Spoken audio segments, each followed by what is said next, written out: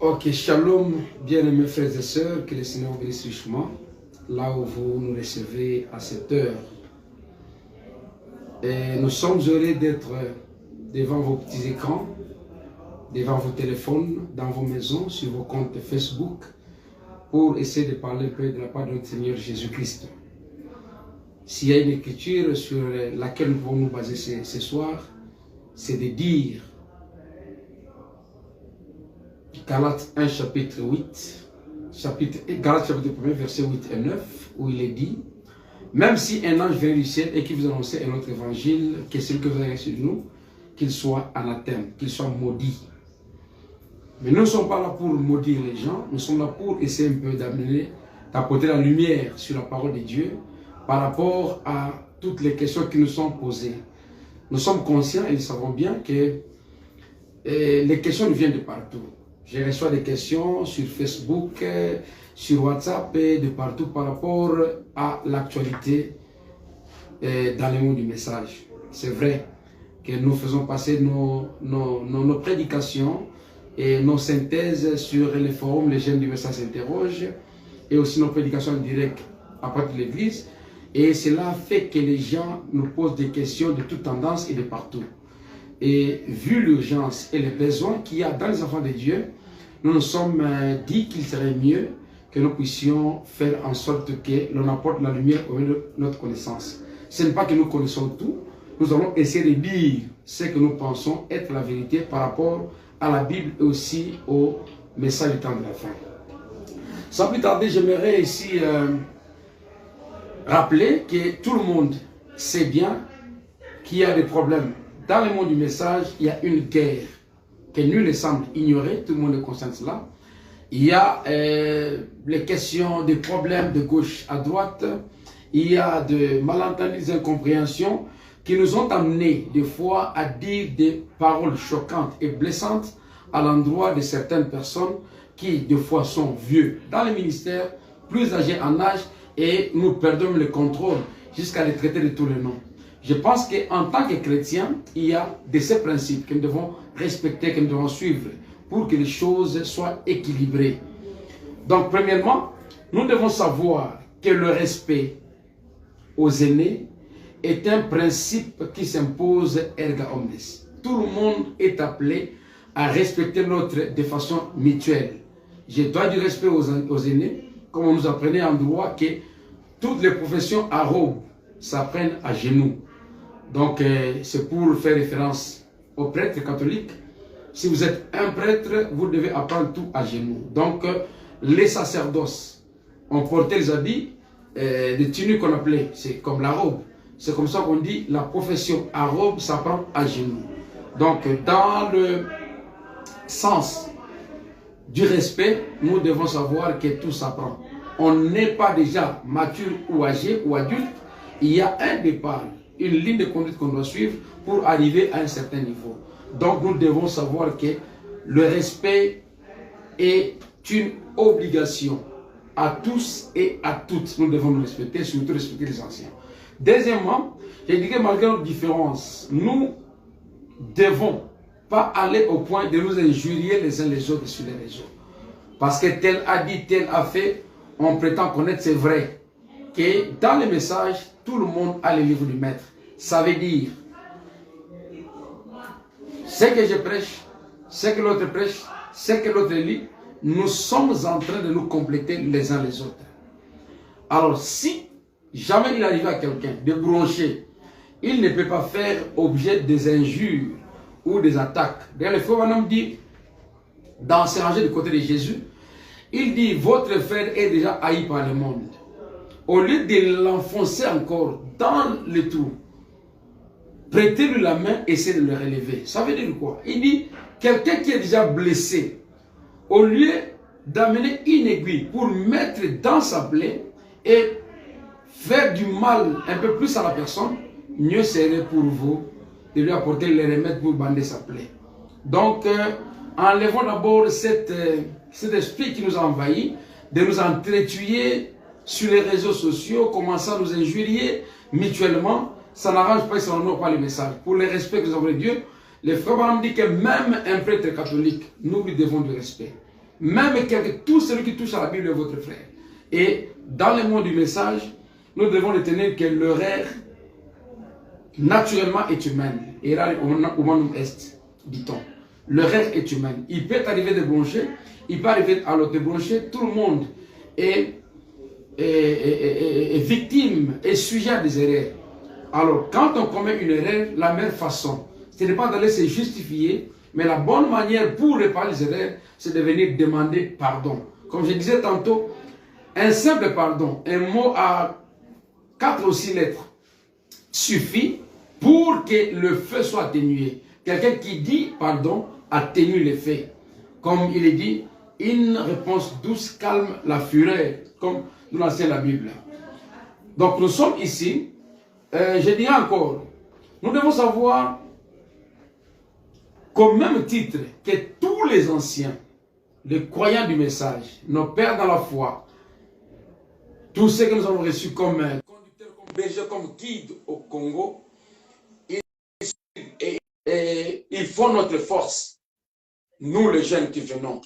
Alors si on doit commencer à les injurier, à parler mal d'eux en public, c'est comme déshabiller son père en public, je crois que ce n'est pas du tout correct. Nous leur devons du respect et nous devons savoir que la marche qu'ils ont effectuée, les exploits et tout ce qu'ils ont rendu comme tâche pour la gloire de l'évangile, personne d'entre nous n'est arrivé à cette étape. Alors, nous devons chercher à comprendre certaines choses. Je sais que ça peut ne pas être accepté de tous, mais le pasteur Lifoko du ciel, qui fait sujet à la une de l'actualité sur les réseaux, pour moi, c'est quelqu'un qui a fait la fierté du message et qui continue à faire la fierté du message. Pendant que nous dormons, nous, le prédicateur, lui continue à prêcher dans la chanson. Dans des maisons, il traverse le continent.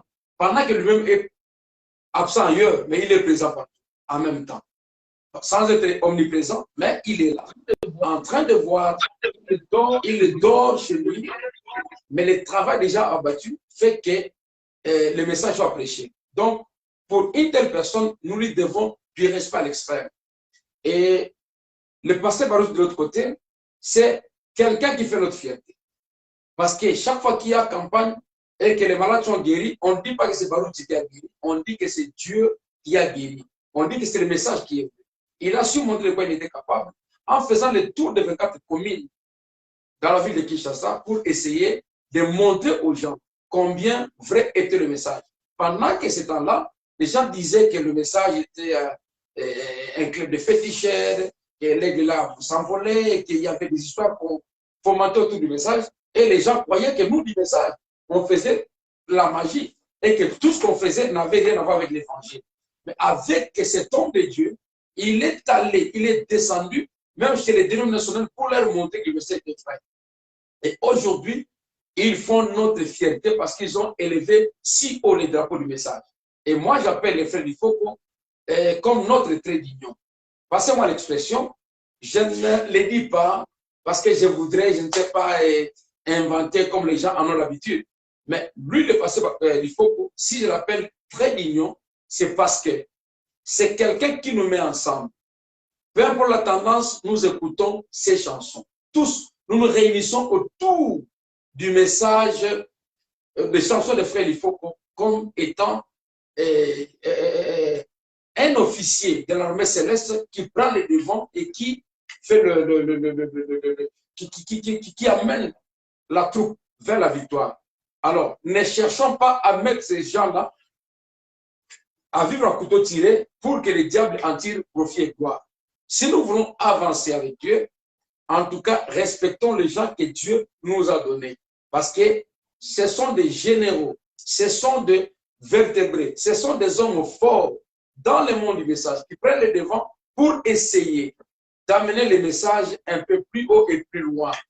Si jamais il arrivait que l'une ou l'autre personne trébuche, ce n'est pas à nous de les juger. Parce que la parole de Dieu dit, Saoul était tombé, mais jusqu'à la fin du contraire, il n'avait jamais cessé d'être appelé un oint de l'Éternel. Les erreurs des enfants de serviteurs de Dieu, c'est à Dieu de les juger. Et surtout que ce n'est pas une matière à créer des divergences, des injures et des choses de ce genre. Je voudrais par là lire les frères Branham pour montrer pourquoi je dis que ce sont des officiers qui sont au front. Et d'ailleurs, comme parenthèse, le frère Branham dit, j'aimerais trouver mon frère sur les champs, en train de commettre les erreurs que d'être un critiqueur. Ils sont sur les champs, en train de défendre le message. Les pasteurs Barouti, les pasteurs de l'Ifoko, comme tous les restes, ils défendent le message, ils font la fierté, ils font l'honneur du message. Mais qu'est-ce que nous faisons en retour? Au lieu de les soutenir, de prier pour eux, nous avons créé des camps pour essayer de nous combattre les uns les autres. Et là, ça profite au diable. Au lieu que les diables soient mis à genoux, c'est nous qui sommes mis à genoux. Comment? Parce que notre armée est divisée. Et une armée divisée s'affaiblit. Alors, je voudrais lire les frères Branham. Dans la prédication, c'est revêtir de toutes les armes de Dieu. Paragraphe 119, il dit ceci. Dieu présente son armée sous forme de 5 offices, donc 5 ministères. D'abord les apôtres, le prophète, le docteur, le pasteur, les évangélistes. Voilà son armée. Ce sont là les soldats. Voilà ses commandants. Tous ayant le baptême du Saint-Esprit, ils attendent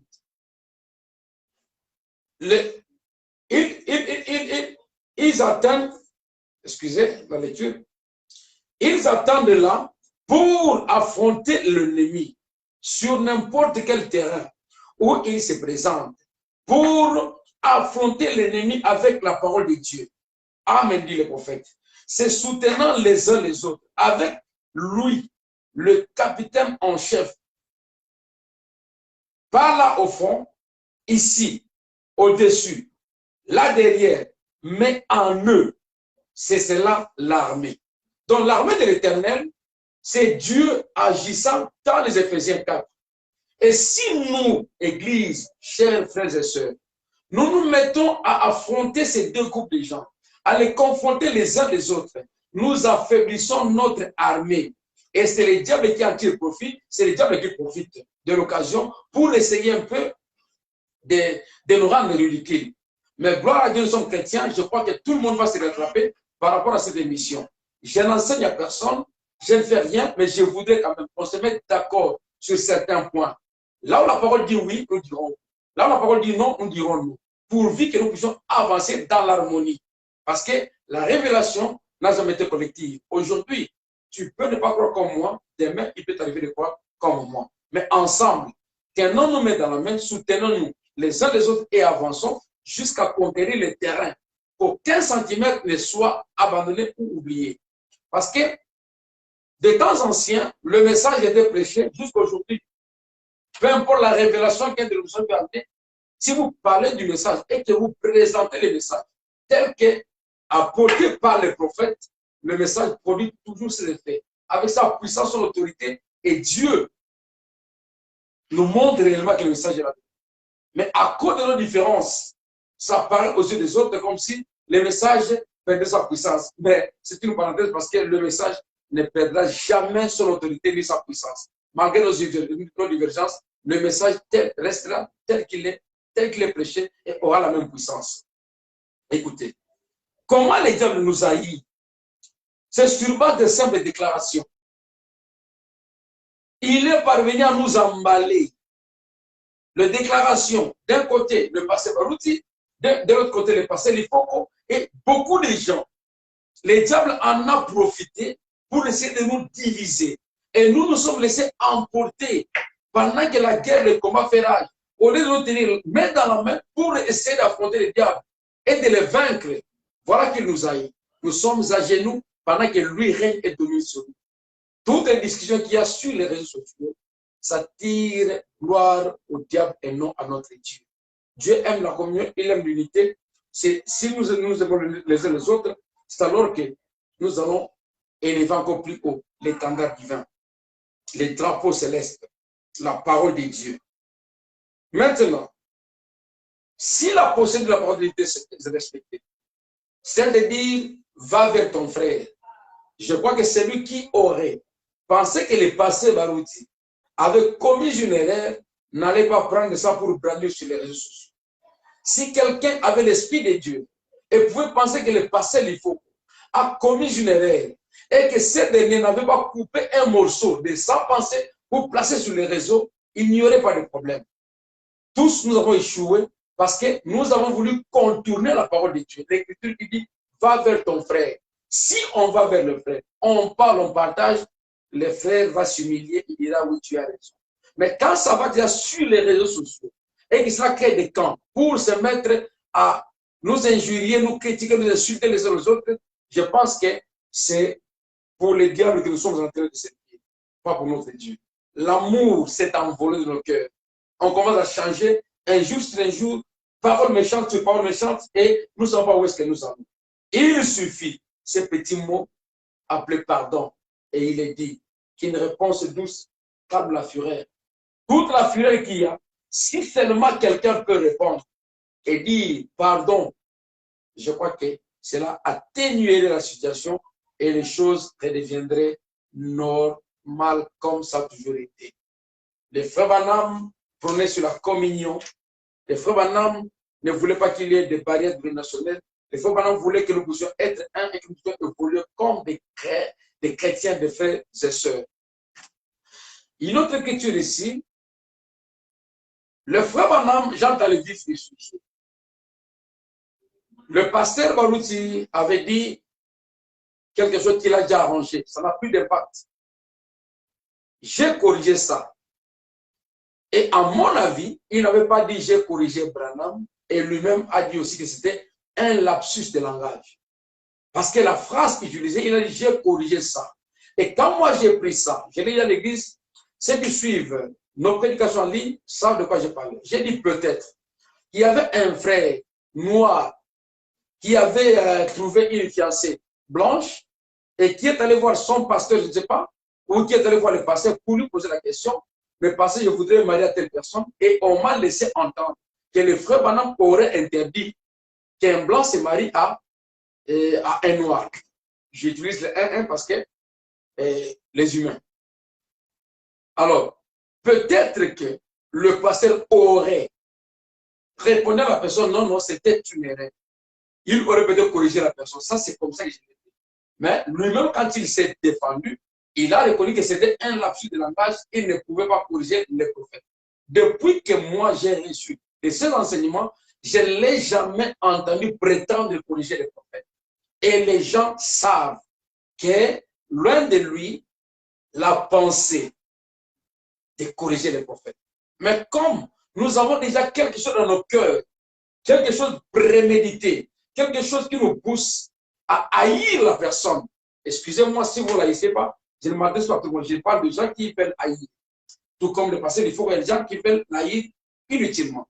Si cette semence-là de haine prend déjà la place dans votre cœur et vous pousse à les haïr, entre déjà prendre la place dans votre cœur, tout ce que la personne fera, pour vous, ça sera une erreur.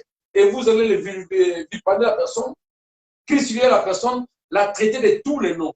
C'est un esprit qui n'est pas bon pour nous les chrétiens. Alors, le frère Branham lui-même, en tant que mortel, les gens disent qu'il est incorrigible. Excusez-moi, mes frères, ça sera encore mal reçu.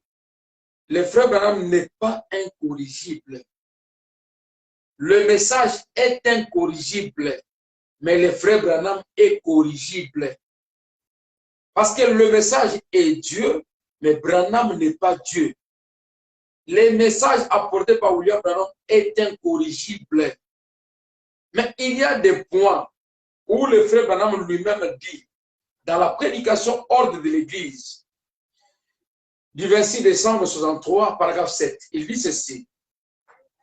Et je m'attends à ce que vous, frères, si à n'importe quel moment, vous me voyez m'éloigner de l'Écriture, vous veniez vers moi en privé et me disiez où j'ai tort.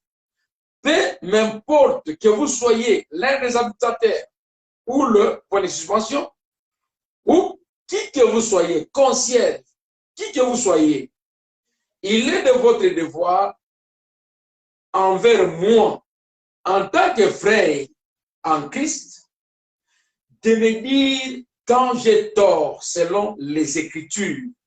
S'il y a une question, asseyons-nous et tirons cela au clair ensemble.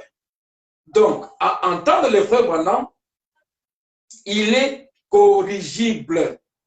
Il reconnaît que s'il y a une erreur qui proviendrait de lui, vous pensez que l'Écriture a dit autre chose et que lui a dit autre chose, voyez les prophètes parler ensemble. Il ne dit pas aller dans les réseaux sociaux, sur les réseaux sociaux.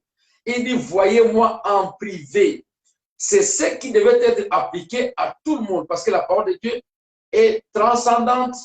Elle produit les mêmes effets de génération en génération. Et de la même manière que Dieu a sauvé la première personne, c'est la même manière qu'il sauvera la dernière personne. Il n'y a pas deux moyens pour le salut. Il n'y a pas deux dieux, il n'y a pas deux solutions. Nous reposons sur les Écritures. Et quand la Bible parle, tout le monde se tait parce que c'est Dieu qui parle. Je continue, il dit ceci. Par rapport à tout ce qui avait été dit, il y a des questions phares qui m'ont été posées. Il y a encore une autre citation. Je voudrais vraiment m'atteler à cela avant d'entrer dans le vif du sujet.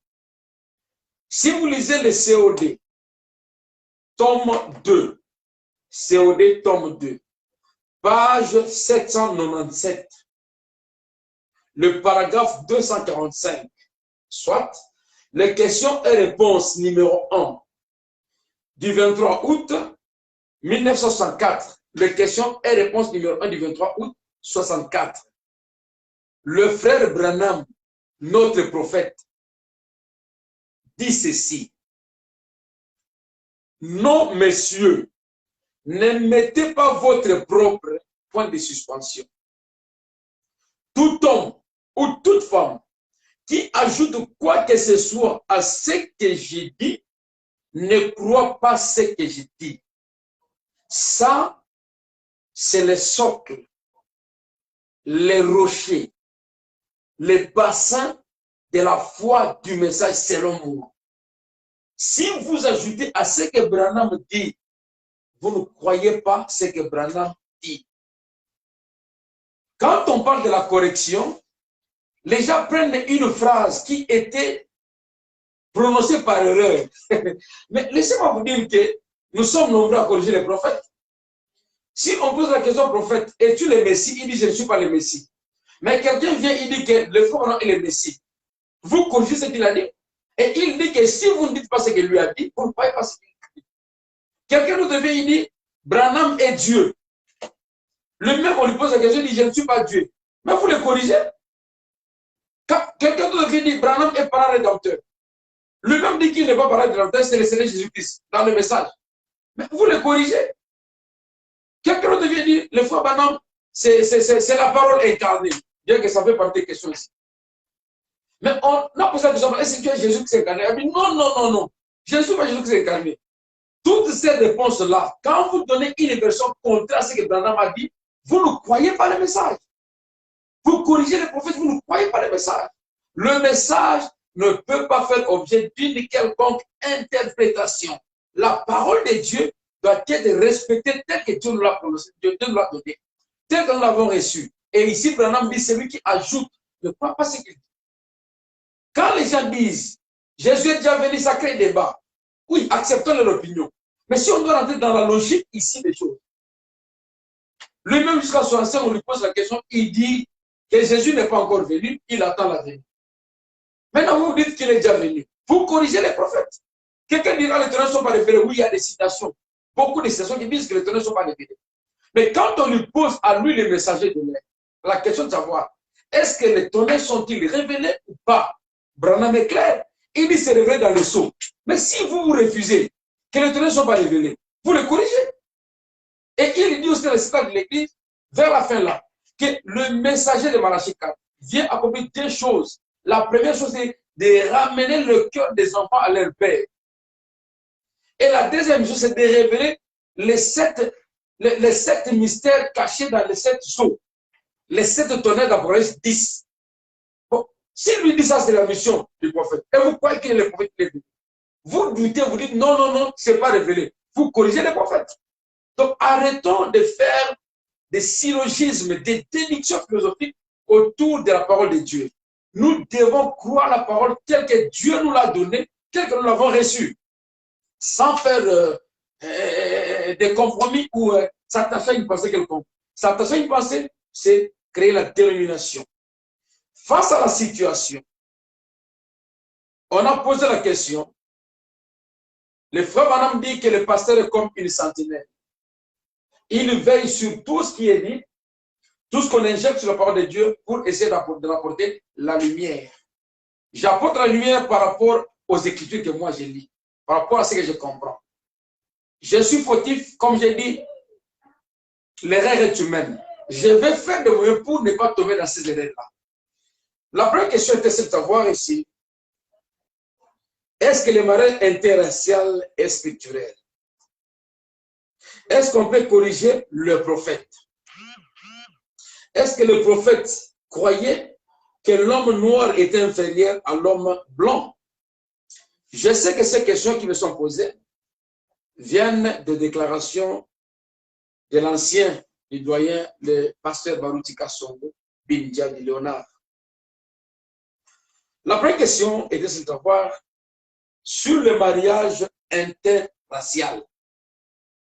Pour commencer, quand les gens parlent de ce mariage interracial, dans la défense qu'ils projettent, qu'ils présentent sur les réseaux, ils parlent du mariage mixte. J'aimerais d'abord que cet équivoque soit ôté. Il y a une nette différence entre les mariages mixtes et les mariages interraciaux. Le mariage interracial, c'est le mariage entre noir et blanc ou de couleurs différentes. Le mariage mixte, c'est le mariage entre croyants et non-croyants. Que Dieu bénisse le pasteur Kayumbeya pour cette lumière qu'il venait d'apporter sur le mariage. Il dit les petites choses que nous ajoutons tordent l'essence complète de la parole de Dieu. Quand le frère Branham dit mariez-vous entre croyants, nous ajoutons à côté des croyants du message. Les termes du message, c'est un ajout que le frère Branham n'a pas dit. Marions-nous entre les croyants. Il n'a pas dit du message. C'est vrai que nous conseillons aux enfants, ça c'est nous, à nos brebis, de se marier entre les croyants du message pour éviter qu'il y ait contradiction dans l'élévation, dans l'éducation des enfants, l'éducation chrétienne. Tu dis que Jésus est Dieu, la femme dit que Jésus n'est pas Dieu. Tu dis que Jésus est Dieu, la femme dit que Branham est Dieu. Parce qu'il y a eu contradiction et incohésion, incohérence dans la compréhension des parents. Et ça peut avoir de l'influence sur les enfants. Et un enfant qui est éveillé dira, oh, il y a contradiction entre papa et maman, donc moi j'ai que le gérant dans le monde. Pour éviter ces choses-là, c'est comme ça que nous essayons de donner conseil pour que vos maisons, vous, nos brebis, ne deviennent pas nos bureaux où on va trancher les problèmes chaque jour. Tu vas prendre un païen que tu amènes à l'église pour qu'on te le baptise. C'est un problème que tu amènes à côté de toi. Alors, nous voulons quand même que le chrétien se marie entre chrétiens. Parce qu'il y a des gens qui font dans nos églises du message, mais qui divorcent. Une femme mariée vierge, mais après une année, 2 ans, divorce avec son mari. Qu'est-ce qu'il y a eu? Une incompréhension. Donc, l'élément essentiel dans le mariage, il faut plutôt chercher une personne qui a le Saint-Esprit, une personne qui donne un consentement sans penser à un autre mari, à une autre femme ou à quelqu'un d'autre ailleurs, qui ne pense qu'à vous et à vous seul. C'est pourquoi les frères nous conseillent de prier sur l'électricement. Je reviendrai sur ça. Le mariage interracial, là où le pasteur Baruti a dit qu'à l'époque, le frère Branham croyait que l'homme blanc était supérieur à l'homme noir. Et les gens en font un problème. Cela est vérifiable. Cela est vérifiable. Tout le monde a suivi l'histoire, tout celui qui veut la culture, qui veut connaître connaît l'histoire de Barack Obama, le président honoraire des États-Unis d'Amérique. Ce président était né d'un père kényan et d'une mère américaine. Mais ce président-là n'était pas accepté, son père n'était pas accepté à cause de la ségrégation raciale. Si vous allez sur le setup du message de Frère Branham, vous faites la recherche sur ségrégation raciale, vous verrez qu'il y aura une panoplie de citations où les faux parler qui, au nord, il y avait la ségrégation raciale. Au nord, au nord, au nord. Il ne fait que répéter ça. Donc, il y avait un décalage entre le noir et le blanc. C'est vérifiable aujourd'hui. En Afrique du Sud, où nous sommes ici, comment pouvez-vous expliquer qu'avec l'apartheid, 2,8% de la population blanche ou blonde, je ne sais pas le blanc, puisse conquérir 87% des terres au détriment de tous les noirs qui restent? C'est parce que l'homme noir se croit inférieur. Si aujourd'hui, ici, dans un pays où la xénophobie fait le buzz, un noir se promène, on lui pose des questions sur ses papiers qu'il détient chaque jour, matin, midi, soir, dans tous les points. Et on arrête. Mais un blanc sans papier à cause de sa peau, le policier noir a même peur de l'approcher. Jusqu'aujourd'hui. Et pendant les années où les frères Branham prêchaient, ce sont les années où les blancs sont venus coloniser l'Afrique. Comment voulez-vous que quelques gens qui viennent dans un paquebot, ils s'emballent, ils viennent en Afrique, à 5, 6, 10, ils commencent à vous coloniser, prendre les noirs en Afrique, les amener même à, les amener de l'autre côté en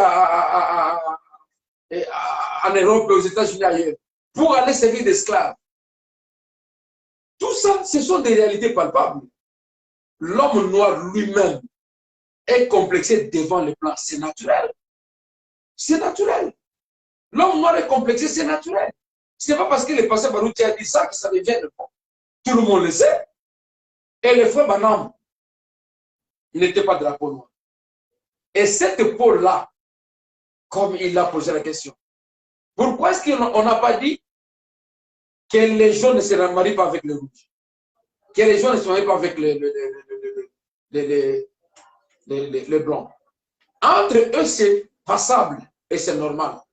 Mais entre nous, la race noire, et eux, ça devient un problème. Cette notion de race, je lirai les frères Branham, mais c'est une matière abondante. On ne doit pas juste rester là comme si on ne veut pas se cultiver. Non. Quand on parle de la race, il ne s'agit pas de la couleur de peau. La race a une connotation large et trop vaste même. J'aimerais vous donner un exemple. Nous sommes Congolais. Les Congolais, les Camerounais, les Ivoiriens, et tout ce monde-là, les Camerounais, nous sommes de la race bantou. Ici,